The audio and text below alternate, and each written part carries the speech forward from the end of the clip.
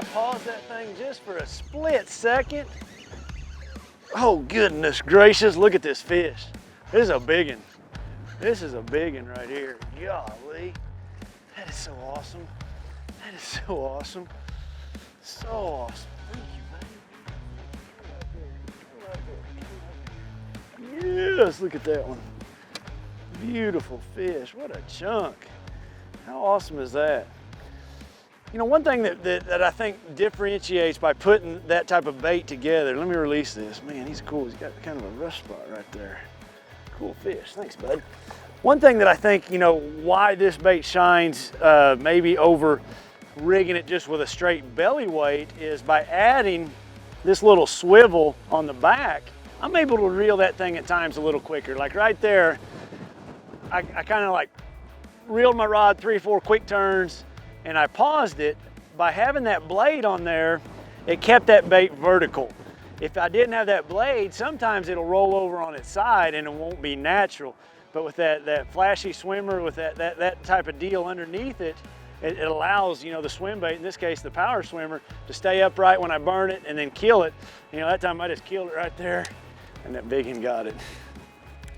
I think it's important with anything you're fishing, you know, especially something like this, experiment with your retrieves. You know, sometimes throw it out there, start reeling immediately. Sometimes, you know, count to 2 or 3 and then reel. Sometimes let it go to the bottom and reel, and then, you know, pause it, reel it quick a couple turns and pause it. But, you know, every given day a bass is different, their mood's different, their attitude's different. So with this bait especially, experiment with that retrieve. You know, so far today, I've been letting it go down, get almost to the bottom, then I'm reeling it slow and just every now and then giving it a pause and a quick turn handle to trigger a few bites. I probably prefer to throw this bait on braid. There are times that I'll throw it on 20-pound fluorocarbon, but the benefit of braid is when you make a long cast, I don't have any stretch out there at the end of my line when I'm reeling that bait. So I will get a good hook set. You know, I think it's important there to also let them eat it. Like I had a bite right there and I didn't let that fish eat it. You've got to hesitate a little bit. With braid having no stretch, you feel everything. You feel that bite instantly. So it's important just to let them eat it just a little bit before you go ahead and set the hook. Like right there, I had a bite and I just kept reeling a little bit and then he ate it. Man, it's a nice one too. Nice one. Come here, buddy. About to reel my deal in I'm in trouble.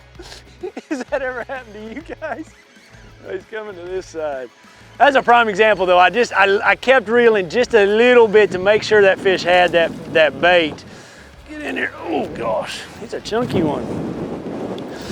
It's definitely a bait though that you can keep in your arsenal on windy days like this. You know, it's obviously going to shine.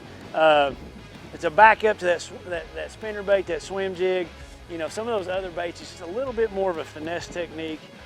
Catch big old nice ones. I like it. Thank you, girl. Sweet.